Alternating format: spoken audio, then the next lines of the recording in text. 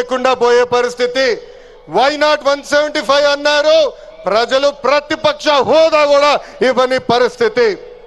మన బొమ్మలు పెట్టి బాక్సింగ్ చేశారు, ప్రజలే ఇప్పుడు ఫుట్బాల్ ఆడుకునే పరిస్థితి. ఏ తప్పు చేయని మన అధినేత చంద్రబాబు నాయుడు గారు బంధించారు, ప్రజలు ఏకంగా ఆ నాయకుడిని ప్యాలెస్ లో పెట్టి తాళాలేసి లాక్ చేసే పరిస్థితి. మన నాయకులు ట్రెండ్ ఫాలో అవ్వరు, ట్రెండ్ సెట్ చేస్తారు. సినిమా స్క్రీన్ అయినా పొలిటికల్ స్క్రీన్ అయినా ఆయన ఒక లెజెండ్. ఆయన పేరేంటి? విశ్వవిఖ్యాత నట సార్వభౌమ స్వర్గశ్రీ నందమూరి తారక రామారావు గారు.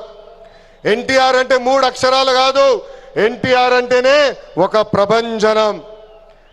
ఆయనే రాముడు, ఆయనే కృష్ణుడు, ఆయనే భీముడు, ఆయనే అర్జునుడు, ఆయనే కరుణుడు, ఆయనే ప్రజల గుండెల్లో దేవుడు.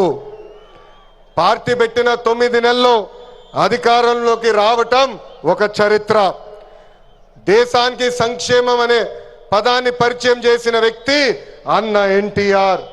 2 రూపాయలకి కిలో బియ్యం, 50 రూపాయలకి హార్స్ పవర్ విద్యుత్, జంతా వస్త్రాలు, పక్కా ఇల్లు, గురుకుల పాఠశాలలు, మధ్యాహ్న భోజనం, ఇట్లా చెప్పుకుంటే రోజంతా పడుతుంది.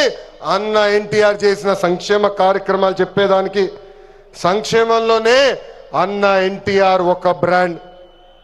ఇంకా తెలుగువారు ప్రపంచం మొత్తంలో పెద్ద పీట వేసింది మన బ్రాండ్ సిబిఎన్.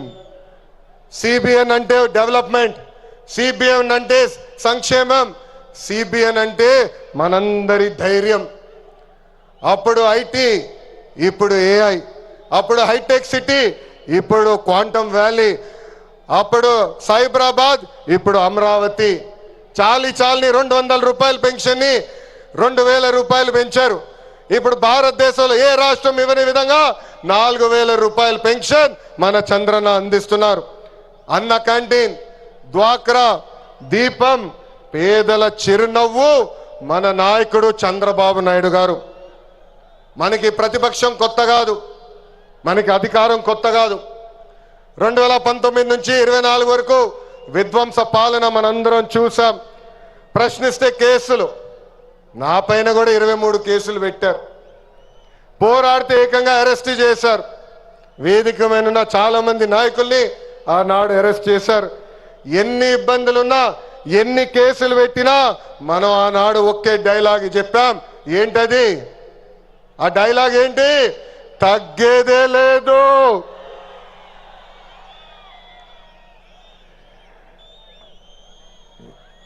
మనందరం చూసాం. ప్రత్యర్థులు దాడి చేసినా, తొడగొట్టి మీసం మిలేసిన అంజిరెడ్డి తాతనే మనందరికి దమ్ము. కత్తితో దాడి చేసి తల నుంచి